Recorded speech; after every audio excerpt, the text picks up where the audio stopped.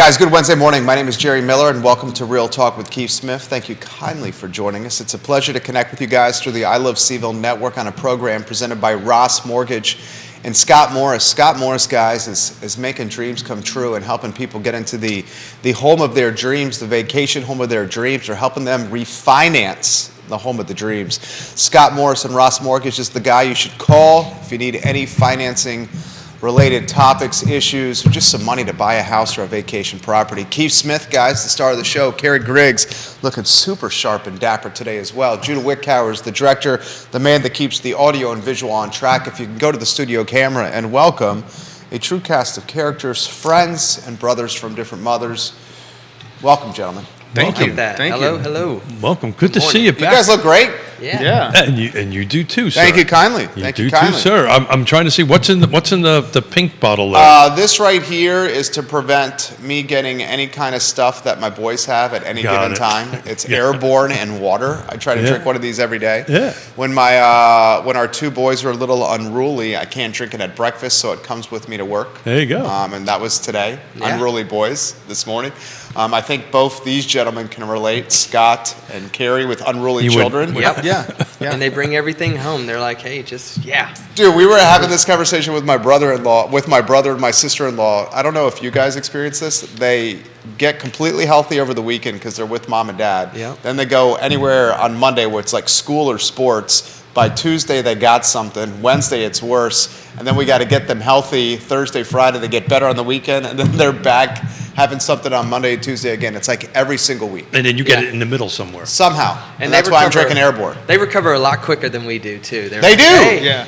And it's like a week passes, and then you finally start to catch it, and you're like, oh, my God, I feel awful. Yeah! And then they're just full of life, and they want to play. And I'm like, you can't deny them that pleasure. Gentlemen, it doesn't get better when you become a grandparent, by the way. It's literally the same thing. Same process. Yonna, vicious cycle. Yonna actually makes me drink airborne every morning. I have an airborne every morning. At least that's what she's telling me is in it. I don't know. Could be something. Sedated. Could be something. Keep me sedated. That's probably more the thing. But she's heading out actually after the show today. I'm taking her up to the IAD to fly out to Seattle to help Yvonne with the grandbaby, but maybe she'll come back with a little something. So, Kerry, let's dive in. Introduce yourself. It's been a while since you've been on. Yeah. Hey. So refresh everybody's memory. Who the heck you are? Hey guys, Kerry Griggs here with Keller Williams. I've been an agent for over 5 years. I like doing this business. I get to meet people, great people. I get to do what I love, go into houses, see different ideas and designs, and I just try to get out there and grind for me and my family. Represent my brand. Well said. I love it. Scott Morris is in the house. Scott, I think the community is starting to count on you for this content you're creating on this program and creating a sense of consistency and sensibility and offering some clarity with everything that's going on. Why don't we start with the Scott Morris sizzle reel here, Judah Wickower. Where would you like to begin, my friend? So last week we came on and talked about the ADP numbers that came out and how they were showing some softening in the jobs market and how ADP might not be that reliable. Well, as soon as we got that, we saw the markets loved it. I actually quoted a VA purchase at 5.25 on Thursday. Wow. With no discount points. Nice. That same rate's 6% today. So we've seen over like as far as a swing goes, a full interest rate and a half, where we went from like 6 and some change down to 5.25, back up to 6% in the span of 5 days. So when I also talked that day about how volatile things were going to be, and that this is an example of that.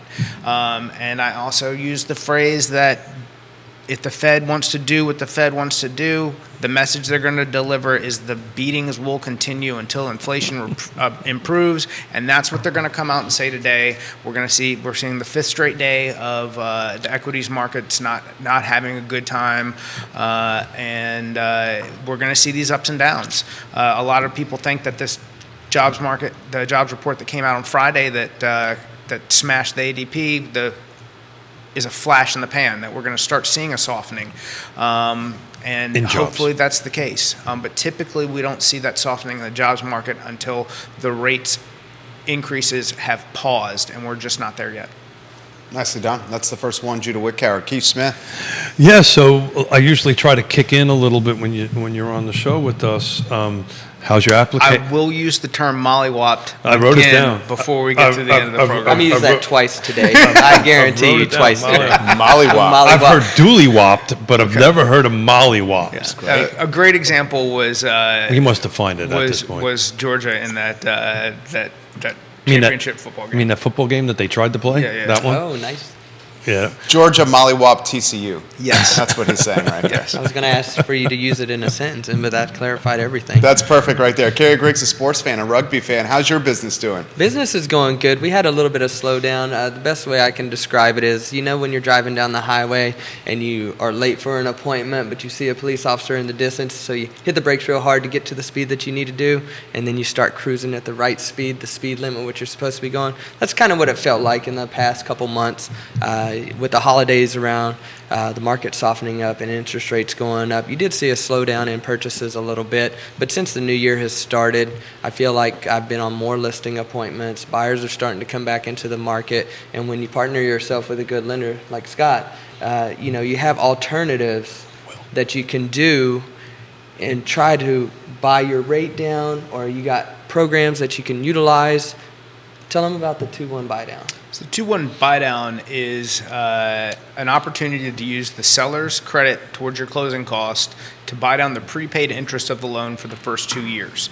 So if today's rate was 6.5, then your first year would be 4.5, your second year would be 5.5, and you'd be 6.5 in perpetuity, with the concept that you would hopefully be able to refinance the loan before you had to stay at 6.5. But if you did, this isn't an adjustable rate that you have to worry about further increases. You know what your fixed payment's going to be in a worst case scenario for the life of the loan. That's fantastic right there. That was your best explanation of the 2-1 buy down. How about Kerry's question and to Scott's answer for the second reel? Keith Smith. That was good. So add a little bit to that, because if I use this 2-1 buy down and refinance in, say, a year, what do I get to do? So if you were to refinance while you're still in the payments of the prepaid interest, once that loan is satisfied, made whole in the refinance, the current servicer owes you the difference of that prepaid interest. So you could get a check back that would actually help pay for the closing costs involved in the refinance after the fact, but at the same time, you'd be getting money back from the refi. That's good there. Second sizzle ends right there with Keith's question and to Scott's answer. You're on point today. Kerry's got something he wants to jump in on here. I have a question for you, Scott. Like, what do you think would be, and again, it's a case-by-case scenario, but what do you think would be more beneficial for buyers, a 2-1 buy down, or to use that seller credit in order to buy the points, to use that for the fixed rate if you don't know where the market is going to be or interest rates are going to be in the next 2 to 3 years? It would depend on your comfort level. The problem would be in putting all of the money towards the discount points and then refinancing anyways, you would never see the benefit. So let's say you received $10,000 on a $300,000 purchase in closing cost. Let's say it was FHA, you received a full 6%, so you got 20 grand. You used 10 to pay for your closing costs, and you used an additional 10 to buy down the rate, but not in using the 2-1. Well, let's say that you refinanced that loan 2 years in, you left 7.5 years roughly. Probably, I don't have an actual payment calculator in front of me, but you're probably talking about 8 years or so to recoup that full $10,000. So you literally left years of that money on the table that you didn't take advantage of. And you don't get to, if you refinance it, you don't get. Yeah, it's lost money. It's you never truly saw the benefit outside of the initial payments before you refied. I love the shows when I just sit here and listen. Yeah. And make notes. So I made 2 notes. Note number 1 is Kerry for guest host. So I know, dude's good. I know. You just signed yourself up for when I may or may not be traveling to sit in this seat. So Nice. I think Kerry enjoys doing the show. I do. I love doing this show. It's an opportunity, like you said, I get to sit around with my brothers and kind of just talk business, talk shop. Talk shop and a bunch of people. The other one is I need to get into asking Scott, how's business, how's your applications, and I think pre-production meeting you mentioned you wrote a couple of deals last week, so is tempo picking up for you? Sorry about that. It's okay, not a problem. He's doing I think business. he's closing a deal He's while doing we're on the show business. right now. Close that deal, buddy. Well, Ross we're Mortgage working. is on fire, man. Are things picking up? Yes. Tempo, contracts. Yes. Applications, leads, applications, applications to pre-approval contract are all increasing. Yes. So those who watch the show know I've been following, I typically do week over week, what's coming on, what's going off, and just to kind of cut it down to a number that's a little shocking, and not necessarily shocking, but we've been predicting this for a while. Last week, we had 67 homes go pending, same set of 7 days going backwards a month ago. Today, we're at 88. That's a 24% increase. So there's 24% in a month, more homes week over week went into pending. Actives are flat. Yeah. We're at 63 last month, 64 this week. So I keep a track on that. So Kerry, I know you're saying it took a bit of a, let's call it a break, Christmas break. We're kind of back into a little bit. Talk about your business. Talk about the conversations you're having at the dining room or the kitchen table about, should I list now? Should I buy now? Yeah, so last time, I was on the show, we were talking about, buyers versus sellers. And so I've put a little more concentration on working with sellers, and I've had more listing appointments in January than I usually do. And I feel like sellers are starting to realize that they have the ability to come to the market, get a reasonable price for their listings, and have somewhere to go.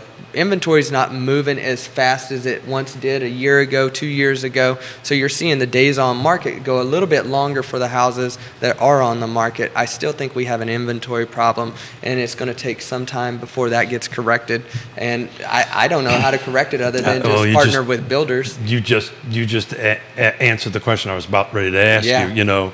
We're stating, and I'm looking week over week, we are as flat can be as far as inventory goes. But we're upticking on our pendings, and we'll talk about that in a minute. So let's try to answer the question.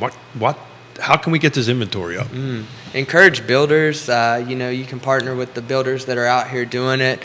Start looking for the distressed properties that are just sitting out here. Agents, I'm finding a lot of the newer agents are going after some FSBOs and some houses that have expired and having reasonable conversations with the sellers. It's not the same market where you're getting, $10,000, $20,000, $30,000 above list price anymore. So sellers are starting to come down. The expireds are coming back to the market. And I think that, having the ability to talk to a seller reasonably and show them where their pain points were with the pricing, and that you can get the house sold, and then just more builders. I feel like the bank should be encouraging Class A contractors to get back here in the market. I'm partnering with a builder in the Scottsville area. He's going to be putting some new homes on the market, and then trying to partner with a builder in the Ruckersville, Greene County, and Louisa area. So I think we need to encourage the community to produce more builders. There's a lot of contractors out there that would love to go off on their own and do their own building. On a positive note on that, I'll throw it to you, Keith. Ask Lisa Herndon, the car president. She was recently quoted in Legacy Media that there was a 61% increase in the Charlottesville area for new construction building permits. The largest increase is in duplex building and multifamily homes. Yeah. So that's a positive. We have potentially some new construction coming. When that comes and the impact it has on the market, time will tell, Keith. Yeah, so those new hitting the market were in the pipeline for a very long period of time up until now. So it's not something that just miraculously happened in the last 30, 60, 90 days.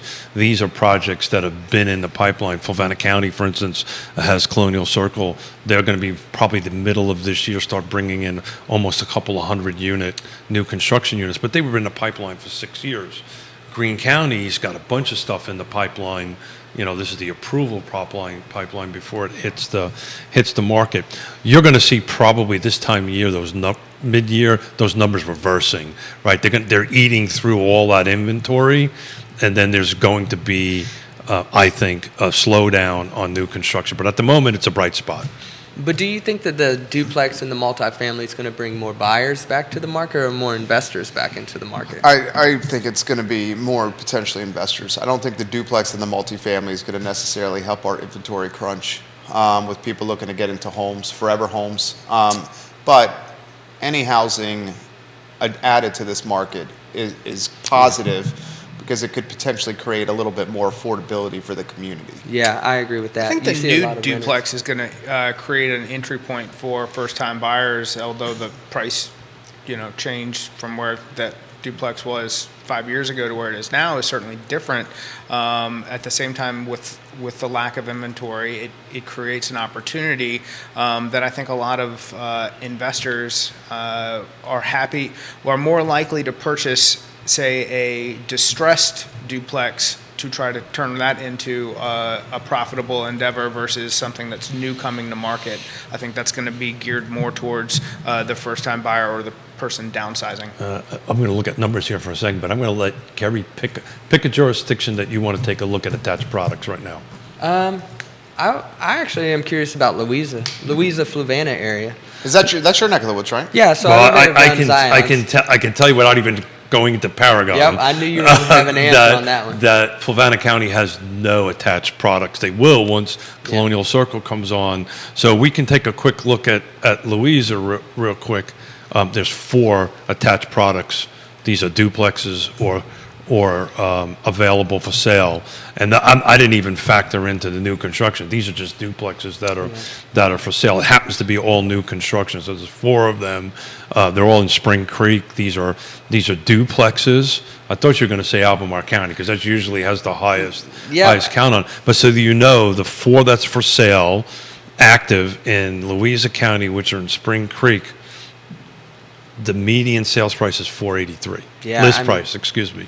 That is not entry level. No, it's not entry level. But I am curious now that you said it because a lot of my business is in Albemarle County. I like the Louisa area because that's where I live in that Zions Crossroads area, which it's growing rapidly actually, and I really like the commercial spaces. So you should be keeping a track on the Friday shows. I'm bringing in some elected officials from Louisa, Fluvanna, all the jurisdictions, and we're specifically going to talk about housing and how from a political perspective change that.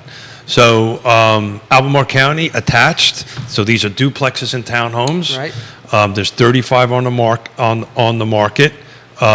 I have to get in here. Those include new construction and existing. Most of them are new construction. There's about 4 or 5 non-new construction. 459 is medium. Wow, that's the lowest price on new construction is $394.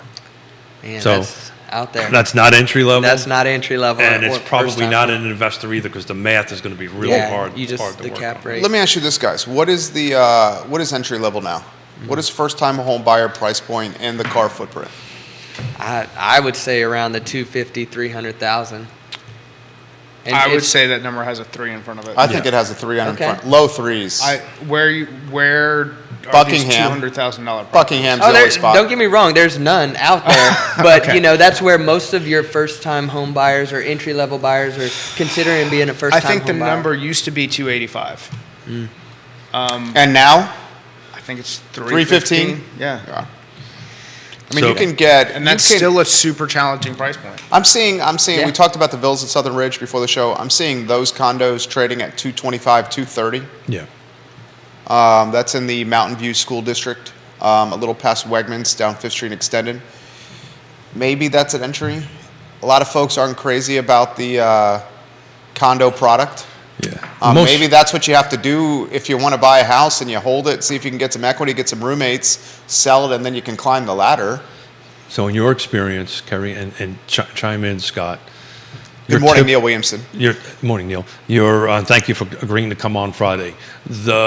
Your typical buyer right now that you're looking at right now, do they want condos? Do they really, I want a single-family detached home, but I can't afford it? Or what's that conversation look like? The conversation usually starts out when I ask my clients, what's your wants and what's your needs? they always want the single family with a course. little bit of yard, but Fence. Yep. Place with a dog and the kids. And the kids have a White little bit of picket yard. fence. Yep. But realistically, it really all just depends on their budget. I hardly ever have those people that want the condos. Don't get me wrong, I have those clients Yeah, as sure. well. But the majority of families, they want to have, or in my experience, they want to have a little bit of a yard somewhere that they can let their dog out, kids play. And you just are not getting that around Or in here. my case, kick the husband out and Yeah. go in the backyard. And Go in the backyard and mow the yard. But Keith and Scott, to Kerry's point, I mean, I wanted the same. Bought my first place, I think it was 25, and it was at the Villas. And I wanted the same. I had a dog, seen a couple ladies at the time. I wanted the backyard to do some grilling. All I could afford was the condo. Yeah. And then I got the condo, brought some roommates in, still own it. I had my next door neighbor sold it after 5 years, did the climb. What's wrong with the condo? Equation. So that there is nothing wrong with the condo equation. That's where we all three of us here have to have a conversation with the buyer. It's get in the game, right? Yeah. And that's exactly what Jerry did. He built his equity up over time. And those who watch the show know I also chair the Piedmont Community Land Trust. And to put a number to it, to hit 80% AMI right now, area medium income on it, you can't buy anything over 215. Really? Then you're over the 80% Wow. AMI. So, and if you're at 100%, to Scott's point, that's probably got a very strong a 3 with a couple of strong digits after it. Yep. On that end of it. Then you got to find it. So you said you're listing some. I'm going to change this around a little bit. You're having some listing conversations. Talk about them. How those conversations going? Are people ready to start putting homes back on the market? Are we going to up that inventory number? Yeah, I think we're getting back into what would be considered a normal market. You got the spring season coming upon us. Everybody kind of waits, in my experience. Everybody waits during the holidays, and then they're ready. They do the spring cleaning, or they're getting ramped up for the spring market. I think we're going to see an increase in the listings come into the market. I don't think that it's going to be the inventory that we necessarily need to satisfy all the buyers. I think we have about 2 months worth of inventory right now, but I think that we're going to see more of the seasonal behavior from the buyers and sellers come into the market. I think we're already seeing it. The other question that I would kind of have would be, what helps you guys, what creates more existing inventory? Everybody talks about selling and how we talk, getting in front of people. Marketing is what helps. Who's helping you market?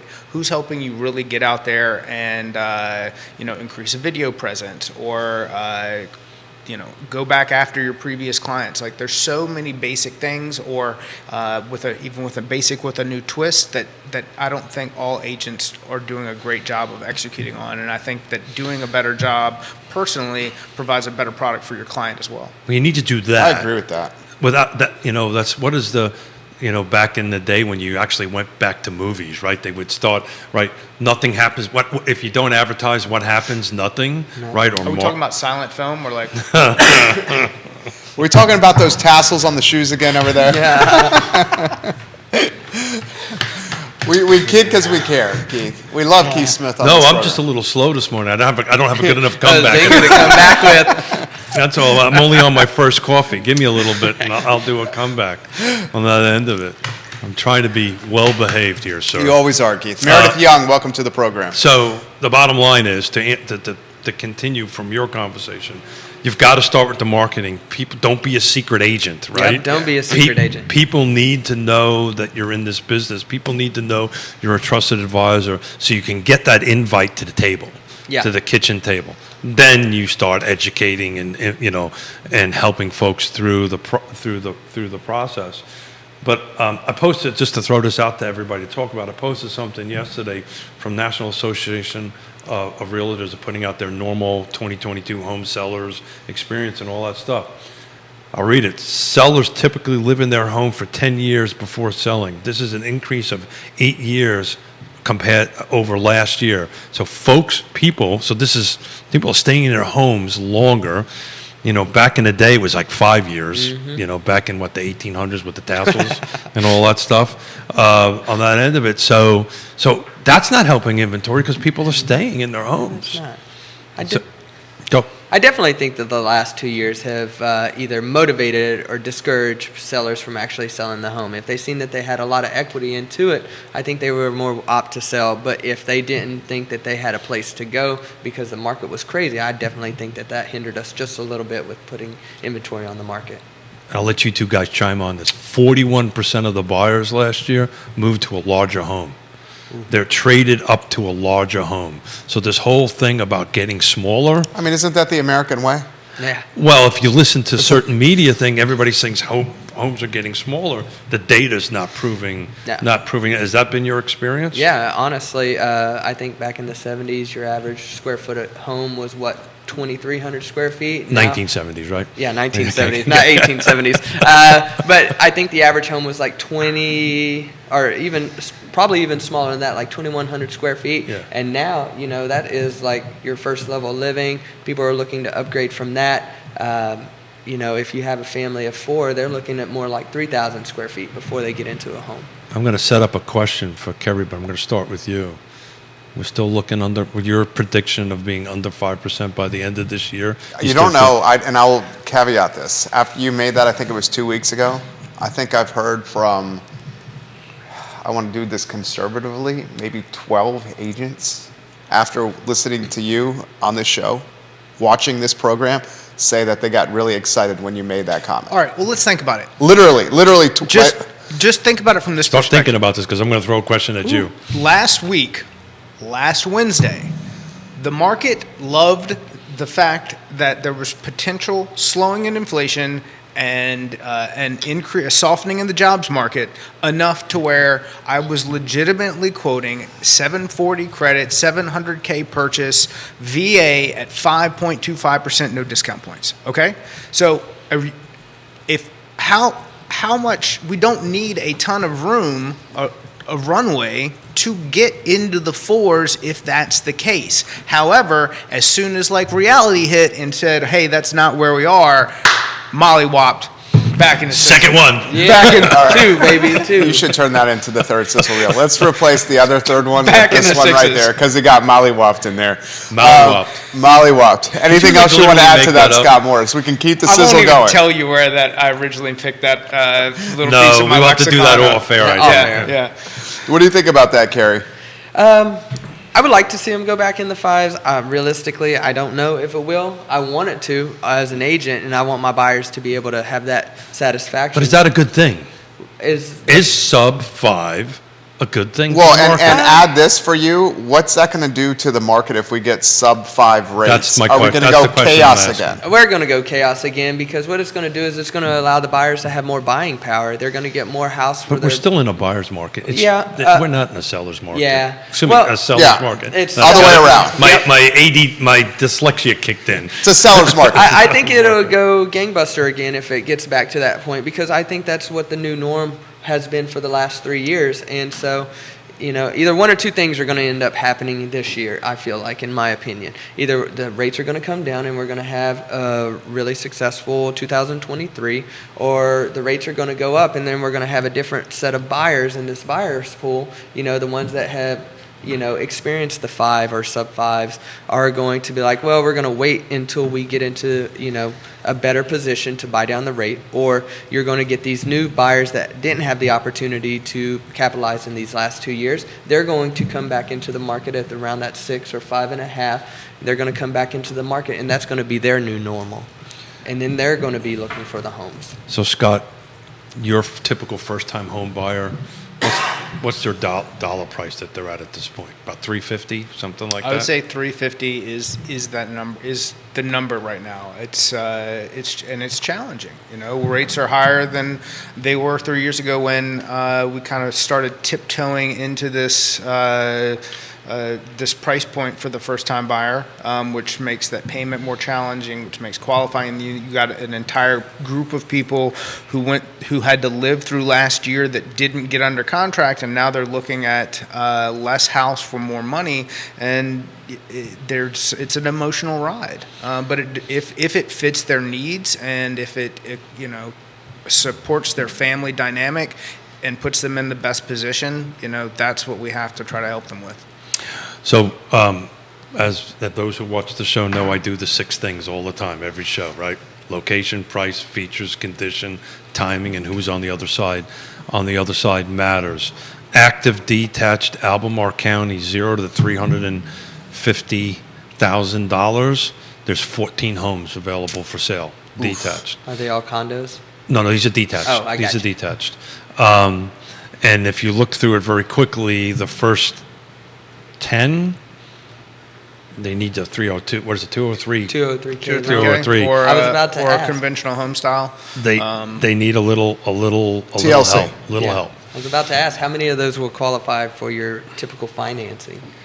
Hey, I got a contractor who keeps around 20 renovations going at any moment, has crews that operate from Northern Virginia to Richmond, and does fantastic work. A HUD consultant that travels from probably the Norfolk area into this region, and one that comes from Northern Virginia down to here, and all 3 of those human beings communicate at a super high level.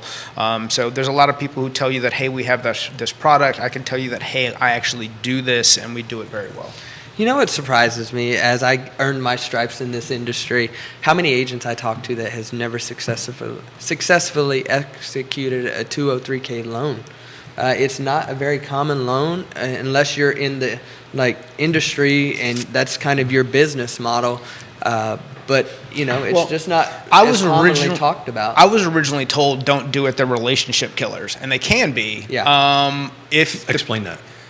So once you get through my process, so the borrower's going to go out, they're going to make an offer of $250,000 on this $250,000 property, and they're going to close it. So the seller's going to, it's just like any normal transaction to the listing side. And then post-closing, we're going to need an additional 2 weeks, assuming that we have a contractor and a bid and a HUD consultant all in place at the beginning to get everything together.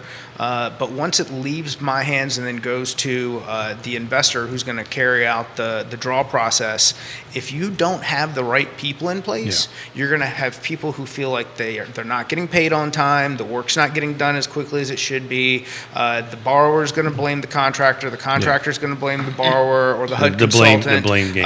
Then the realtor's going to be getting all this feedback from both sides, and he or she is going to feel like it's their fault, and then they're going to come back to me, but it's already moved to the investor at that point, and I go, hey, I don't know, there's nothing I can do, and it's ugly for everybody. But if you have the right people in place, even though these things, all 3 of us have construction experience and understand that even in the best of circumstances, things don't always go perfectly, but if you have the right people to execute that, you'll be able to get through the process without it hurting feelings. So here's my thing. Is that what we used to call it when you worked for construction? Is that what that was? I mean, I've got destruction experience in the construction the coffee's business. starting to kick in. Yeah, you can tell. The coffee's Well done, kicking Jerry. in. The coffee's kicking in.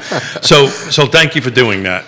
The short version of that, the ones that are successful have the right relationships in the beginning. And that's why Scott's so important and your skills are so important. I've got a little experience in it myself, is to have the right people and being able to convey that to the client. And as you've noted, most agents don't have this background that we have. Yep. And or the other licenses that we have on that end of it, and maybe are not able to communicate that to the buyer. Scott's got all the team members, and that's an important thing. It is. My very first deal was an FHA 203K loan, and I didn't know any When was better. that? When was that? It was 2017, and I didn't know any Welcome to the better. business, baby! And I looked at the person that was helping me. He was a teammate, Seth Batten, and then Cynthia Hash really helped me through that. And I looked at him. I was like, man, are all real estate transactions this difficult? He said no. And I was like, oh, man, thank God, because I don't know if I could have went through it. It took me 6 months to close my first deal. And then, like Scott said, or Keith, they are relationship killers because the contractor was mad at the homeowner was mad at the contractor, and it just turned into a nightmare where I was almost subpoenaed for a court, and I was like, oh my goodness. On your first deal. On my first deal. I was like, Wow. fantastic, man. I was like, oh. And so, it was a very good learning experience. Swinging bet a it hammer was. wasn't that bad, right? No, it I'll wasn't. tag Seth. What do you want to tell Seth here? I said you just got some props from Kerry Griggs live on air. What else you want to tell him? Thanks for all the help. Him and Cynthia really kind of helped pave the way for what I have going on now, and I'm very grateful for what I had in the beginning because, I'm a very much get stuff done kind of person, and they were like my anchor when I first started out, so thank you to y'all guys. Had I known that it would have been that difficult, I'm still grateful that I went through that process, and I learned a ton of experience through that, but everything else came a little bit easier after that one. But I think, bringing some of those loan products, and if you look around the Admiral area, you see that there's a lot of properties that could benefit from that. All you got to do is look through the first half of the 14, and Yeah, you're there, right there. You're already there.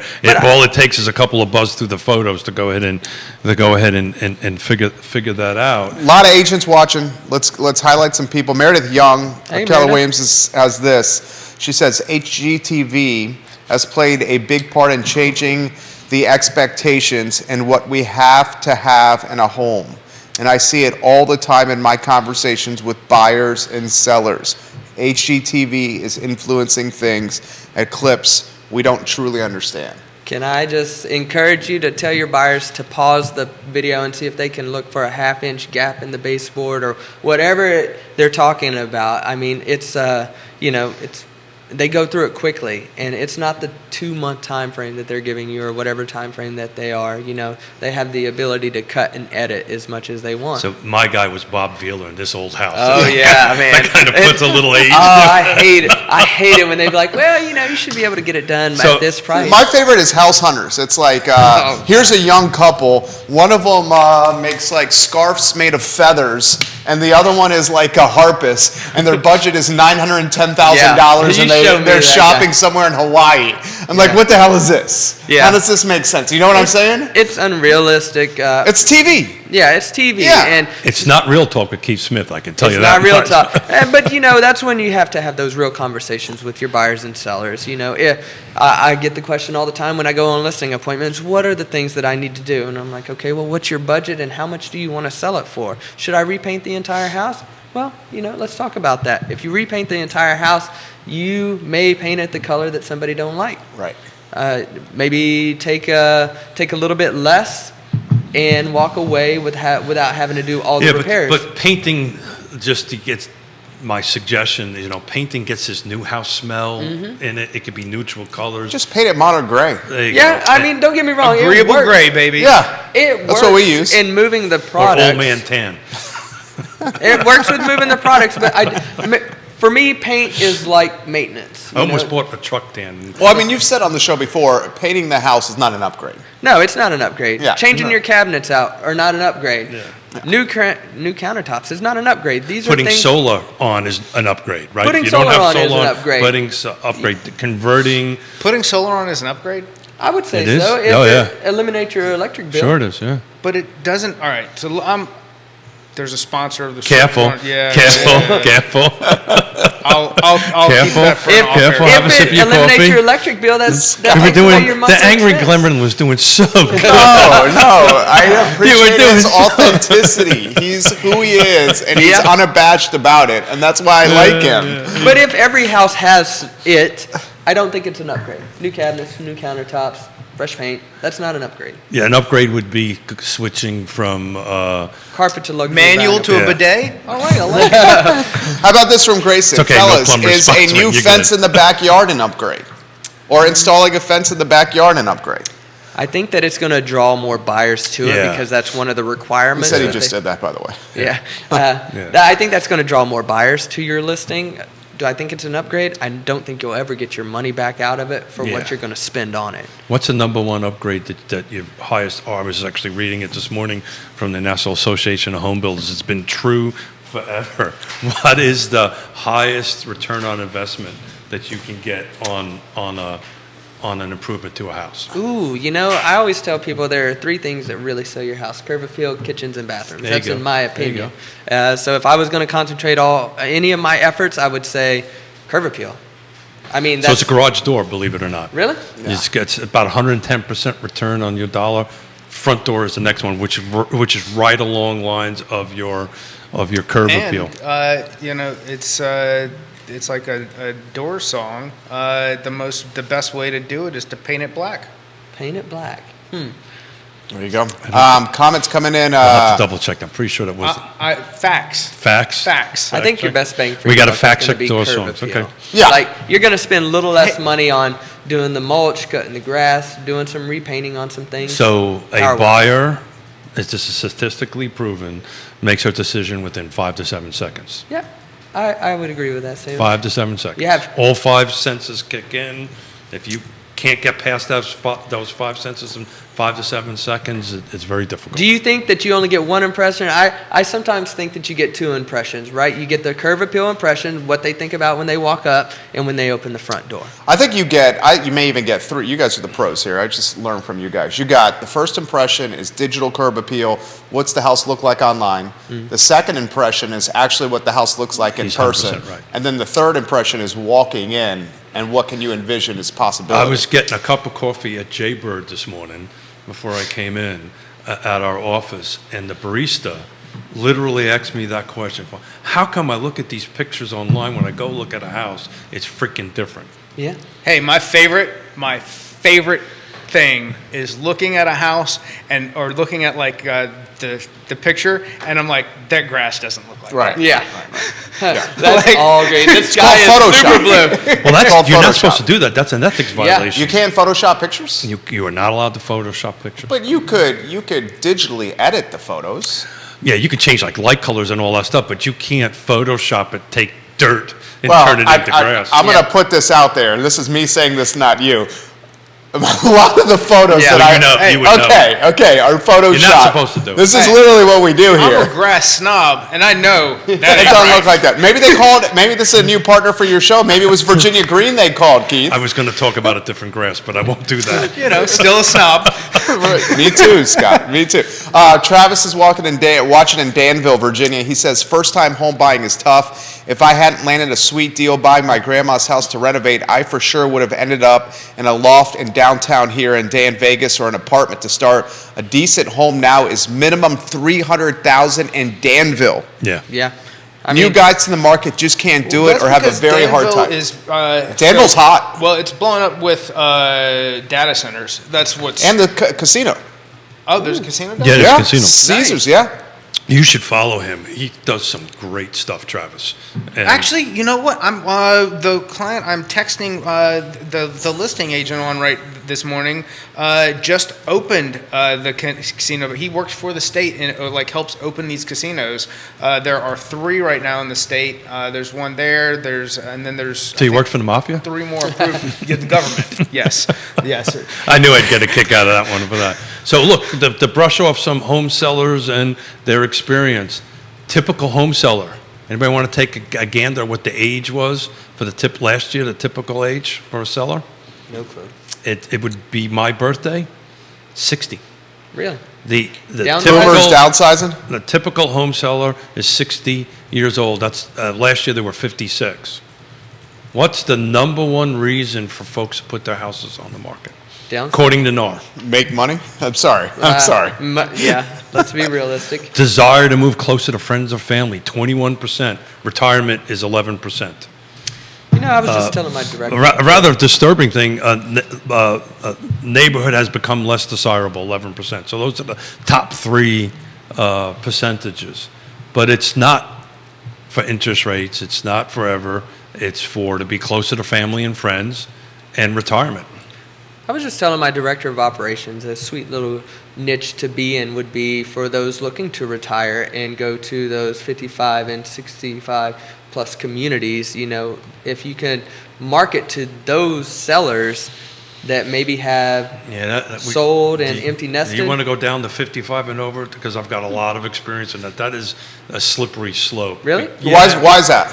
Well, Educate me a little bit. yeah, well, There's a project that I may have lost $17 million that's on. fair. That was Yeah. a 55 and over project. That's not the story of it. The downside that the reason they're becoming less popular, they were very popular in the early 2000s. They're hard to resell, Yeah. right? I could see that. So it's a deeded restriction. You can't have anybody living in the home that's under the age of 19. Gotcha. Right. No, I didn't know that. I meant more for like the ones that are looking to either move in with family, not the 55 and older community, just somebody trying to move So it's from. a federal regulate. It's a federally regulated Yeah. space, right? To 55 and over. Age targeted is not, and that's probably what Right. you're more speaking of. That the subdivision or the project is more suited towards people my age and up 45? on that end of it. But it's very interesting. You should say that. I didn't bring that number with me because I didn't write it down. But multi-generational homes are increasing, not dramatically, but a little bit year over year. Yeah.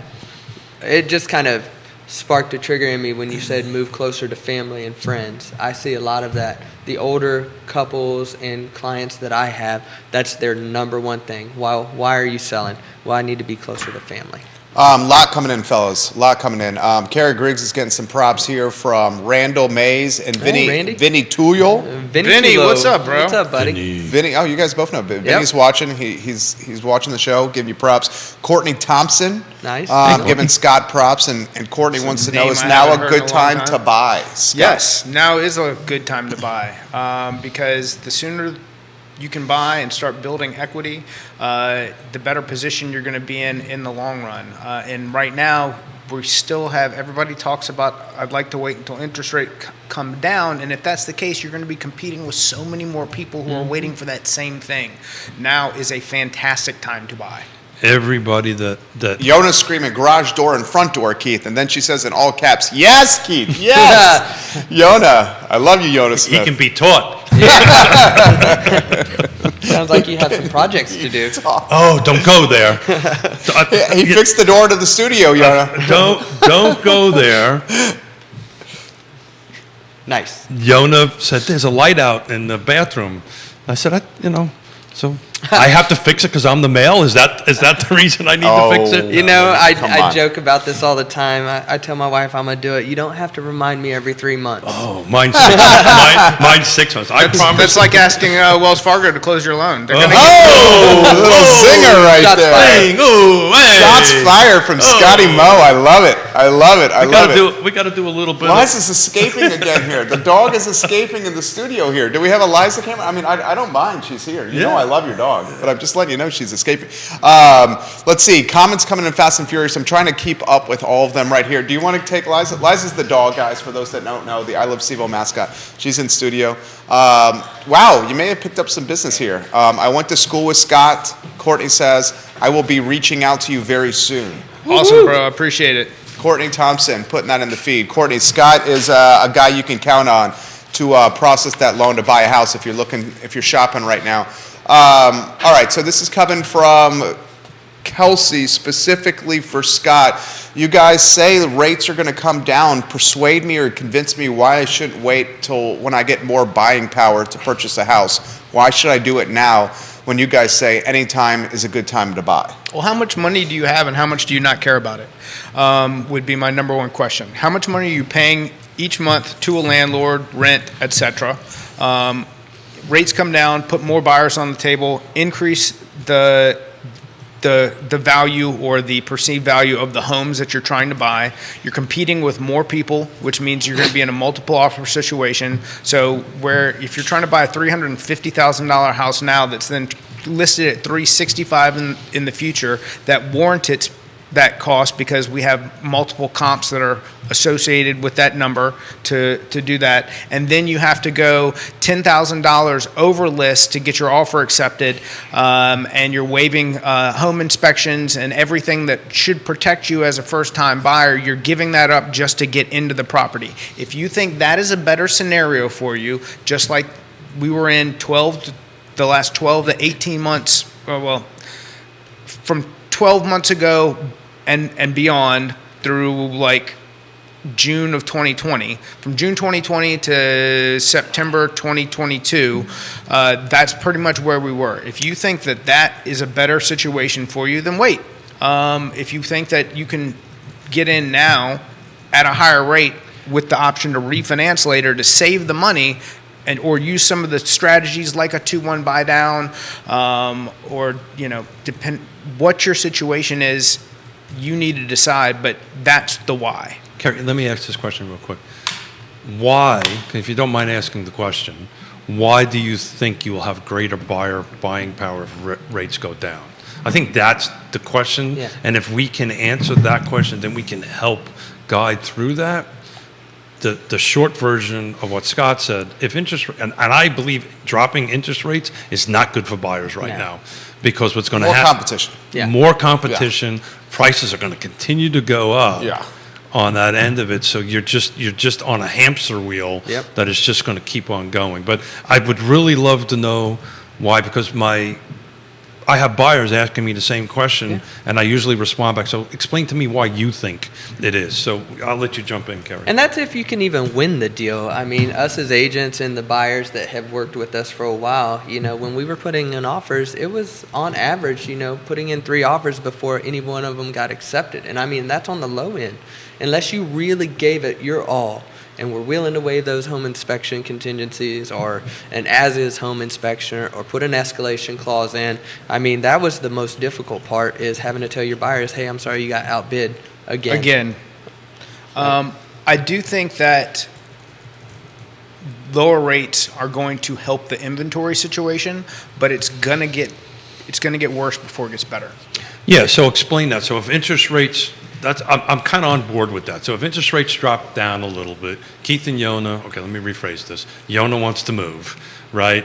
So, when interest rates dropping a little bit is, I can see that where that balance might happen if I have to sell and go ahead and buy where there may be more buying power because I have a ton of equity, interest rates are coming down, I can put a little bit much cash in there. I happen to be at the typical home buyer age of 60 at this particular point, or seller, excuse me, on that end of it.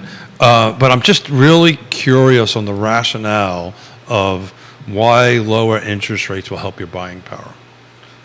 Buying power or the inventory? Buying power is, I'm back to the question on the buying power. Inventory, I think, certain folks will come back in. I think you're going to start seeing some of the rent, because rents are starting to stabilize, right? You're going to Rents are stabilizing. And they may start going the other way here. Potentially. But at least stabilized. They're not appreciating at such a high rate. Not at the COVID clip, for sure. Not at the Clover clip. So you might see a lot of people say, let me put my investment property. That might help it a little bit. But the conversation we're going to have on Friday with Neil Williamson is the real thing that needs to happen to increase inventory. And that is the regulatory requirements to allow new developments to get done. And I get off my soapbox and let you I'm jump. excited about Friday's show, actually. Thank you. I'm really looking forward to that because I want to know some of the regulations and what's coming down the somebody pipeline. may or may not be in a costume. Oh, you're going to wear a costume. Nice. The superhero fighting for housing affordability? And I actually may or may not, Yonna's watching. Look, Yonna is watching. I may or may not have Amazon some stuff. He's spending some money over here. I usually try to get fun little stuff. But you got a Real Talk credit card. Oh, am I supposed to use that? All right, stuff coming in fast and furious over here. Let's go to Courtney. Back to Courtney. And before I get to Courtney, we'll highlight Bobby Green watching the program. Hey, Bobby. In the construction business, I believe. He is. He's a good Bobby Green. contractor. Courtney says this, and I think you may have a loan. You could be close to closing over here, Scott. Does the recession or a pending recession going to impact housing in any capacity, and should we wait if a recession is on the near horizon? I think it'll affect manufacturing jobs in places like Detroit through the Midwest. I think I've said it and I'll say it again. The area that we live in, while certainly not recession proof, is recession resistant. Yeah. Meaning that when you look at what was largely affected through 2008, 2009, from the DC metro area, Charlottesville, anywhere that is largely supported by universities, government funding, government contract positions, those markets were not affected the way that the Sun Belt and some places in Middle America were. And to the point, there's still, Detroit selling houses for $1, and that's still a thing. And it's because on top of the socioeconomic problems that they've had, trending for the last 3 decades, that was very detrimental to huge swaths of their economy. What do you think, Kerry? Jump in here. Well, I'm always an optimistic person, right? The glass is always half full, and I got people that always pour into that glass as well. So I'm a very optimistic person and a happy-go-lucky person. I'm always from the mindset, there's 3 things that people will always need: food, water, and housing. So, I just happen to be on the housing side of things, and it just depends on if you are partnering with the like-minded people. Are you going to be a renter? Which, don't get me wrong, there's a great market for that. If you are going to be, flexible with your living situation, if you're not secure in your job and you may need to move, or depending on what your job is, or are you going to be a homeowner and try to put some of that money back into your pocket and, like you said, climb that ladder where you are eventually building that equity into your own pocket. I like it. Kerry's on point today. Keith Smith. Yeah, well, I was just, I've won this national award, and one of the quotes that I have is, helping folks with the 3 essentials for a trip around the sun is my why. And actually, in the beginning of the show, I wrote down in all this mess of paper, because, I'm old school, I write stuff down. I was going to ask you, what is your why? What is your why? Why do you get up every morning and help people? What is your why? I can't steal mine. Love people. I can't steal mine. I get this. I get this question all the time, and mine is legitimately to change my family tree, right? So every rich family, and I don't want to say rich because it sounds like just money, but I think Prosperous. So I think there are 4 pillars of wealth: health, wealth, love, and happiness. And so if you have just 3 of those things and are lacking the one, it really doesn't make sense. So I am looking to build wealth for my family and to change my family tree. There's always that one millionaire that sets the family in the right trajectory. And don't get me wrong, I'm very humble about where I come from. My parents did a great job with trying to give me everything they could, but I want to take it to where my kids have the ability to explore ventures if they want to. If they want to invest in rental properties, they have the means to do so without having to, work 2 jobs to go to college just to get the experience that they need. So, and we're in a day and age now that I think that is fantastic, because you don't have to pay for education like you used to. YouTube channels. I mean, the internet. Trade school. Yeah. There's so much. I've learned more from TikTok than I probably did in high school, just because they talk about financial literacy. They talk about trust, real estate, Airbnbs, opening up an LLC. No one ever taught us how to open a business, and we just figured this out on our own as grown men, and we went through it the hard way. I'll only speak for myself, but I went the hard road, but it has better views. That was fantastic. I can speak to pretty much everybody at this table, as all came up the hard way. Yep. And what is your why, Scott? I never think I've ever asked you that question. I think this is a great intro question for a BNI group. What is your why? My why is the people. It's just to go do the work. One, I don't prosper with too much free time, and I really like talking to human beings. So the more that I can pour myself into helping others, the better that I ultimately feel as a person overall. Love it. 422 shows, I think today is.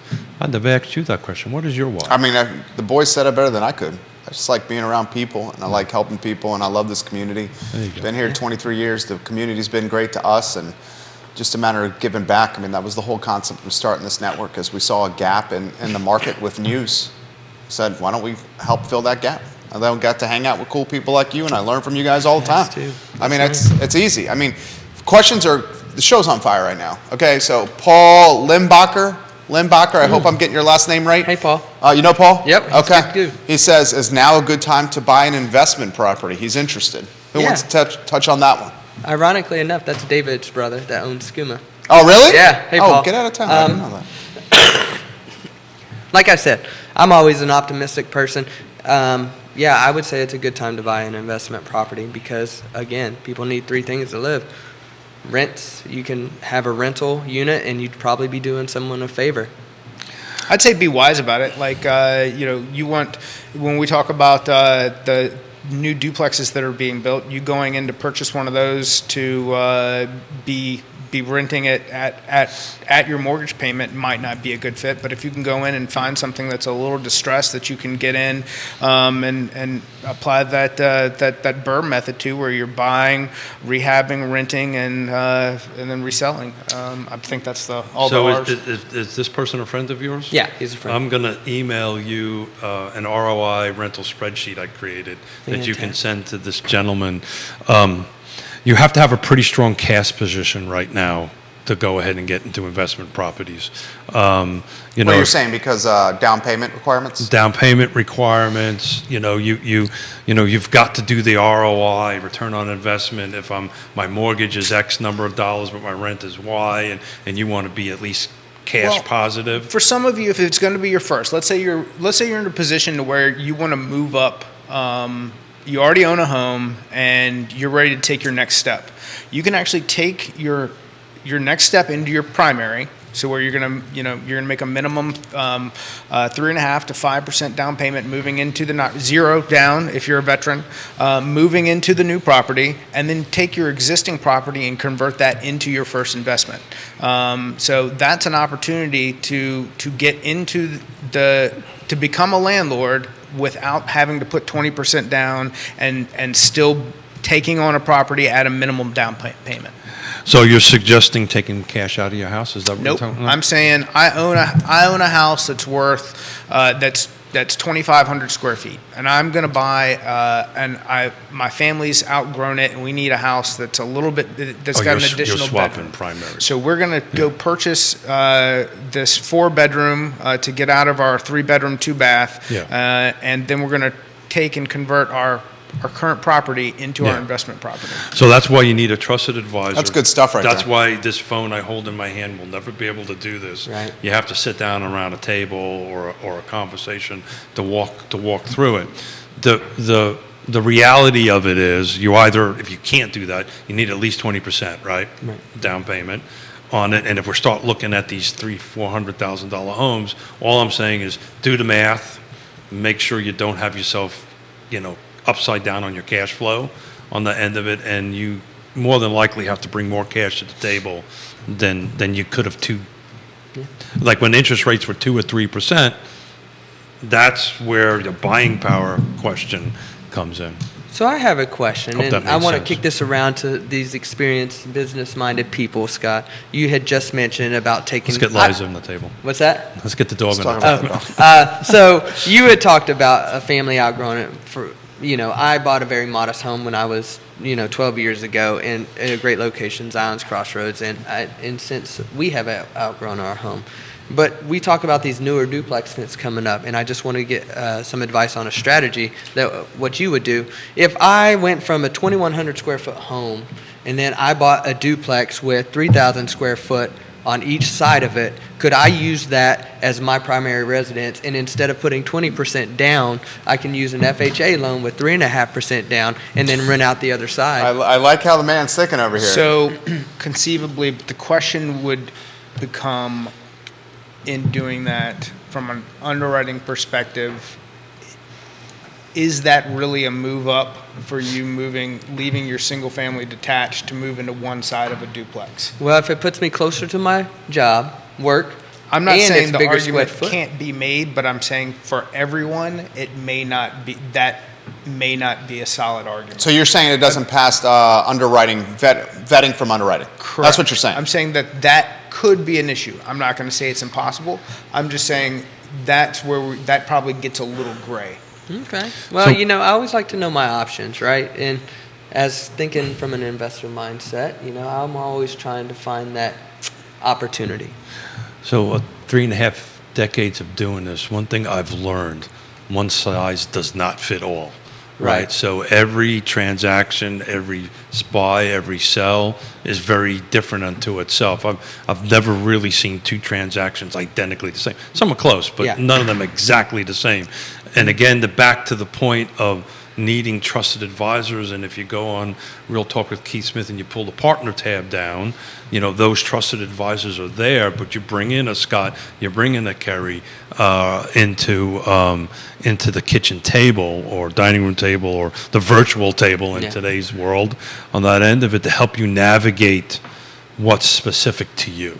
Now, however, for the first-time buyer who could go in and buy the duplex as a multifamily, they could qualify off the future rental income of the non-occupied side. They'd be 3.5% down on theirs. That would be a great opportunity for someone who could get in and execute that. And throw in one other twist. Let's say your current primary is FHA. You couldn't go FHA into the second property. It's not that you cannot have two FHA loans, but there's parameters around it. You certainly couldn't buy 10 miles down the road. You would need to be making a job change and moving, say, 100 miles away, or some very legitimate reason that you had to retain the existing inside the same demographic. So the next purchase would need to be most likely 5% down conventional unless you were moving much further away. Yeah, so I refinanced when the market was a little bit good. I got a low interest rate around the 5s, and I went from FHA to conventional. I was just trying to use that, or I would even do an FHA, a conventional loan on my next duplex. And I mean, there are some really nice ones. I have a client of mine looking to build a duplex because he wants to be close to his family. And I just looked at a really, really nice one off of Fifth Street. And it was really, really Whereabouts nice. on Fifth Street? So right there before you... Is that Sherwood Manor you're referencing? I believe so, yeah. Yeah, I know that neighborhood well. Take a left, or if you take a right, you can get into Redfields, and then if you take a left, it's where those new developments are. But, it was a really, really nice home. It was much bigger than what I currently live in, and that's just one side of the duplex. So, it was just a shot in the dark trying to see what the options are, not just for me, but I know my friends are the same way. And I was just kind of talking to anybody listening for like the nuances of like there is not necessarily there's lots of options, but there's also lots of pitfalls. So it's about knowing, having a full scope of what your individual situation looks like in trying to create a plan. Joseph Collins giving Scotty Moe some props on the feed right now. I generally think Courtney Thompson is really ready to buy a home here. He's literally letting you know right here. Questions coming in fast and furious as we speak. Jamie Turner says this, the mayor of Gordonsville: buy, remodel, rent, refinance, repeat. The Burr business. Yeah. That's what he's doing. Buy, remodel, rent, refinance, repeat. Oh, yeah. So I was holding in my little hands, buyers have more options in 2023, but sellers are still mostly in control by the good Dr. Lisa Sturvant. And everything who's the Bright's chief economist, Bright's MLS, everything we've been talking about is in essence in this article that, now's the good time to buy. I'm going to put numbers to it. While you guys were chatting, I just did some quick math here. So car footprint, last 30 days, we had an absorption of 9.3 units sold a day. So every day, 9.3 units went on the market. Based on the amount that's currently active right now in the 30 days, there's only 17 days left of inventory. So if nothing else comes back on, in theory, you would be going through all the inventory in a little over a half a month. Now, things come on, come off, and all this kind of great stuff. But, the economists in the world look at absorption rates, and that's how that formula is done. So, in essence, we've got about a half a month, little over, let's call it 3/4 month of inventory on the market, which is anemically low. Anemically low. What do you think, Scott? I mean, I think that's goes back to being professionals, executing a good marketing strategy, getting in front of people who need to make these decisions, whether it be through death, divorce, moving up, moving out, what they need to do to put these homes on the market, who's getting in front of them to one. If you're not doing it, they're probably getting a mailer from somebody in Northern Virginia who's going to step in as a stranger and try to sell a house in your market. I'm getting a ton of those. Are you starting to see the Northern Virginia agents decrease in our marketplace? You know what? I'm getting a lot of mailers from Richmond folks. Yeah. I would say a little bit. Yeah. It's coming. You're starting to see everybody's reaching out a little bit further. And I sent Jerry an article. We've been talking about this for a while. The IT business or industry out west is getting Decimated. Decimated. But the articles, they're all coming eastward, and we've been talking about that. There was folks around Washington, D.C., but it bleeds down into our area and up north. So they're losing jobs there. They're coming here. We've got clients coming in from all over the area and agents in the marketplace. How do you think your end of your 23 is going to look? What are you projecting? Same as 2022, little... You know what? I have lofty goals for this year, but I've also... Me and you had talked about this on our walk over here. During the big rush of last year, I kind of took a step back and I revamped my system. So I think I got a winning strategy that's going to help me implement the goals that I have. So I'm hoping that my 2023 is going to be better than my 2022. I had some lofty goals last year too, and I just fell a little bit short of those. But I mean, not too far from the goal. But I think this year, I'm super excited about the market. I think that now people has a little more time to think and get educated on it. I talk to my clients all the time about, the buy down, putting the money towards the points. I think it's still a good market. I've said this on the show more than once. I'm more excited now about the real estate business than I've been in the last 2 years. Oh, yeah, absolutely. And it's because of who sits at this table. You need to know your job. You need to know how to navigate the minefields. And this may sound a bit,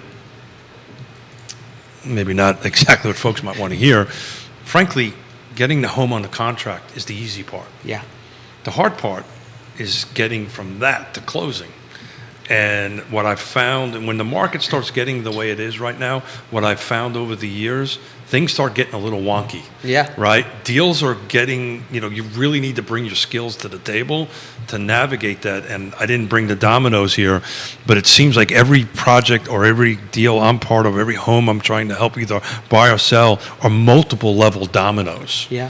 Are you seeing that? Yep, well said. It's definitely, like you said, you have to bring your skills to the table. It's no longer just being a customer service. Hey, here's your house. The contract part is easy, or relatively easy. It's how are you going to hold the deal together when you hit those rough spots? Financing may not be perfect. Well, what's some of the things I went through a transaction not too long ago. We had to do some things that were outside the box and get creative with it, but we were able to hold it together and we got the transaction closed. But you're going to have to sharpen your skills. If you haven't taken the last 8 to 12 months to sharpen your skills and all you've been worried about is the selling part of it, you're going to be in trouble. So if you're out shopping for a real estate agent, the first thing you should be really looking for, what's the close rate? Yeah. What is their rate from putting it under How contract? how can a homeowner that's thinking about listing their home figure that out? Yeah, so you can just Is that data out there? Yeah, it's kind of out there. You got to dig it up a little bit, But you can just ask the agent that you're interviewing, what's your close rate? You get a straightforward answer on that? You'll get it from us. Yeah, you you'll get it from everybody us. at the table, right? And we'll provide the data for it. But yeah, what's your close rate? Because Scott, God bless him, is helping us with a transaction right now that's a multiple domino deals.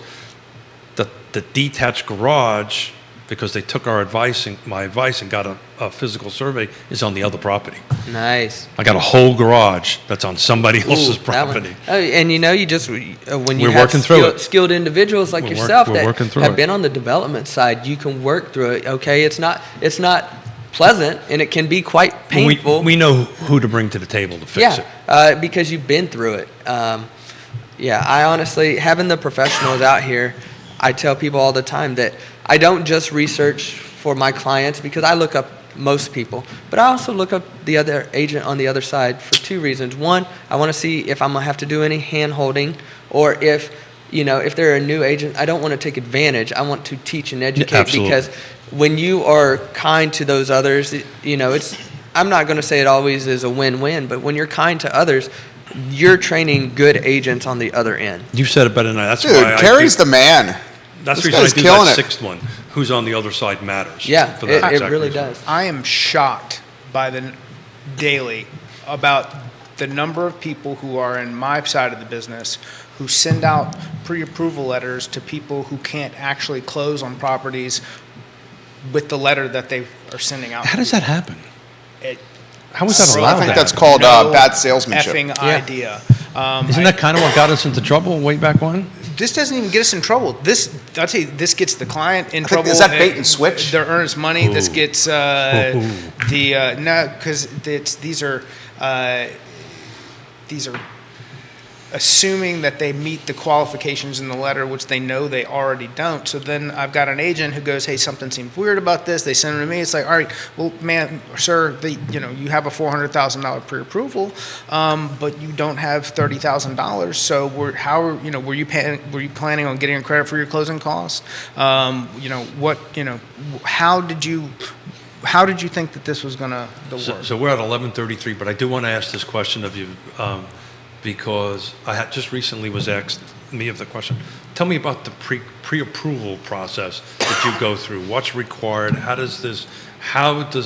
Because when I get a pre-approval letter from you, it's a lot more than just a letter with a signature on it. Yes. So tell me what goes in a few words, what goes in the back end of that. So, any one of the me's of the world that get in front of the you's of the world are always the best at what they do. They're always the best at what they do. And let's say that they actually do close all their loans on time. If that's the best thing about what you do, how else does that benefit your partners? But to the question, I want all the documents: pay stubs, bank statements, W-2s, tax returns if they're self-employed. I want to see the 401k, the IRA. If we're going to be depreciating assets out of that, we want all the answers up front, which we can typically collect in a matter of hours, depending on how organized the borrower is. And if not, and they can get us in touch with the professionals that hold some of these documents, we're going to reach out to them. We're going to go through. We're going to do the work. We're going to run. Whether through LP, DU, GUS, we're gonna get the automated underwriting approval, and we're gonna back that with the actual findings, read all the lines, make sure that there's nothing that we're missing, so that when we send you a letter, your client is going to close. Thank you. That's what I needed you to do, because not to shade anybody in your industry. Sometimes it's just a social security number and here's a letter. Yeah. Oh, 1,000%. Yeah, And absolutely. What do you make a year? Oh, okay, yep. So this is. Let's throw it on the wall and see if it sticks, baby. Yeah. But this is much. Is that bait and switch? It's incompetent, Okay. gross negligence, maybe, but it's not bait and switch. Okay. Yeah, that bait and switch is a difficult thing to prove. yeah. But the point I'm trying to drive Because what are at. they going to switch them to if they don't actually qualify? I mean, maybe a lower price point. So At best. So back helping the buyer, we're buying Jerry's home, right? And we're helping the buyer do that. And I've got really a vetted pre-approval letter, and Kerry's helping Jerry sell. When I hand this letter from Scott, he knows, hey man, this just isn't a social security number. So my corporate, to Ross in general, we have something that's called a guaranteed pre-approval, where we send out a letter to the listing agent that says, if for any reason related to what we're doing, this does not close, we'll pay you $1,000. And I always get in these meetings, how come you guys don't do these? Because all of my letters are guaranteed pre-approvals. If I send it out, the borrower Unless I is do going something to close. stupid, like go buy a brand new Mercedes or Unless something like yes, Don't buy new like that. furniture for your unless brand. Not that I'm, there's some honey, not that I'm going to true- do that. When I you're t- away Hey, I had for a week. I had a borrower who lost $4,000 in gift funds because they sold a car on Auto Trader and was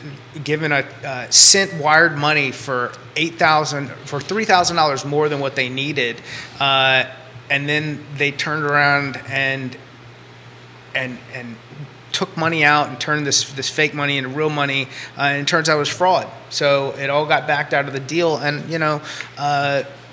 I'm going to help the agent and the borrower. We kicked in like $3,000 to make that work for everybody. So here's the There was no negligence of mine. We just wanted to, we weren't going to leave this lady homeless. So the bottom line is, we tell buyers all the time, once you sign this contract, don't do anything without talking to Scott or myself or Yonna or whatever. Don't open a credit card. Don't do anything until it closes. In this case, I found out after the fact, and if I found out at the time, I'd have been like, they sent you $3,000 extra dollars. Call the police. It seems like common sense, right? That's People just when they're already in a tough position. True, it's probably not reality. Common sense is two very big words. It's not so common anymore. It's not so common. How about we do this, gentlemen? Let's get Kerry Griggs in the mix on some closing thoughts here.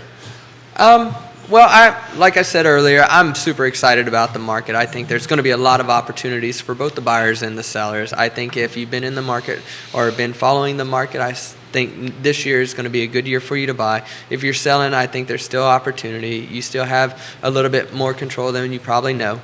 I think there are ways that we can make it a win-win for everyone. Get your trusted advisors and stick with them and listen to the advice. I think that having the right team makes a world of difference, and I can't stress that one enough. Do your due diligence on your partners, right? Your realtors, your lenders. Like Keith said earlier, look at their close rates. I mean, are they blowing smoke, or are they really, truly have your best interest at heart? I probably win more clients for telling them that this home's not the right home for you. It doesn't check all your boxes, and there's some deficiencies here. And I think that one gets me more business than anything else, is just being an outright good person. There you go. God. I mean, my thing is, if you're out there and you're an agent and you're not working with somebody who's helping you focus on your marketing, because if you're out there looking for, if a coach got in touch with you, or you found a coaching program and they're trying to teach you to sell something, how do they find you? They found you through marketing. And if you're competing against agents who are discounting their value to win a listing, if you're not communicating to that seller that I might be 1% higher, but at the same time I could gross you 3% more, where is your value? Where's your value? What are you doing for your people? What are you doing to grow your business? And when it comes back to what Kerry said, who's your team around you that's going to help you make success happen in 2023? Well said, Scott. So on the discount end of it, when you hit a certain age, you have to go to a lot of doctor's appointments. So actually this morning at 8 o'clock, I was at a doctor's appointment for something of a certain age you have on a routinely every 5 years done. And he was talking about real estate, yada, yada, yada, yada, yada, yada. Hey, I'm trying to sell my house. So can you discount your rate for me? I went, sure. You're going to discount the rate of the procedure for me? He goes, oh, no, I can't do that. So, okay. Just wanted to point that out to you. Got it. Not a problem. So it's okay for me to discount my professional services, but not yours. But how do you handle that answer? That was a great answer. Yeah, he said, when can you come look at the house? There you go. Do you want to go to a discount doctor, or do you want to go to the best doctor? Exactly. There you go. There you go. Gentlemen, you guys crushed it today. Thank He's rock star. Awesome. Thanks for coming on. You've just been signed up as a guest host. I'd love to be on the show anytime you'd have me. Yeah, Keith Smith, guys, Scott Morris, Kerry Griggs. The show is Real Talk with Keith Smith, archived at realtalkwithkeithsmith.com. The show is presented by Scott Morris and Ross Mortgage on a Wednesday.